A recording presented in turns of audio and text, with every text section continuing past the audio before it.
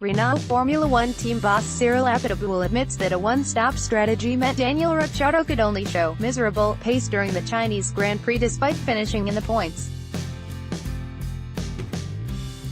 Ricciardo was one of 5 drivers that qualified in the top 10 obliged to start on the soft tire after using it in Q2, along with Pierre Gasly, Renault teammate Nico Hülkenberg and Haas pair Romain Grosjean and Kevin Magnussen.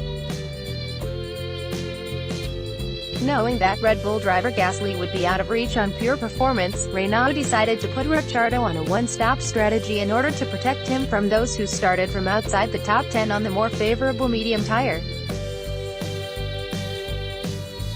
That meant a long 18-lap opening stint on his used softs, followed by a 38-lap run to the finish on the hard tire.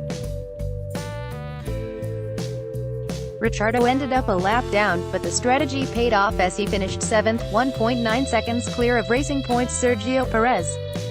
His fastest lap was only the 16th fastest in the field. "I'd think it was a more solid performance than it looks," Abiteboul told Autosport. "It was extremely challenging to make the one-stop work. Starting on the soft compound, we had to face the usual dilemma of starting from P7 to P10 with our kind of pace, and having to start on the softest compound, and still make it work. We knew that anyone from P11 onwards would be starting on the medium, and the top 5 would be starting on the medium. There was no point in trying to do some crazy stuff just trying to look for Gasly at this point in time. The P7 was the target, and we achieved that." Abiteboul said he had some frustration at not seeing the car's true potential. "There's nothing to be proud of, but just in terms of pace it was better than it looked because we were so much into the tire management," he said. "Even myself, I didn't want a one-stop because of that reason, because I knew that our pace would look miserable, but it was very clear from our strategists that a two-stop would not work for us, so we had to make the one-stop work, and it worked." He added both driver and team had done a good job after a difficult start to the 2019 season. "We were really driving to the tire, and not to the pace," said Abiteboul. "The only thing we were monitoring was the gap behind to Perez, to be sure that we would not enter into the DRS zone. In that respect, it was a very solid race, very good communication with the team, with his engineer, which is good. It's what we needed at this point after the first 2 races." Share this article on Facebook, Twitter, LinkedIn, email.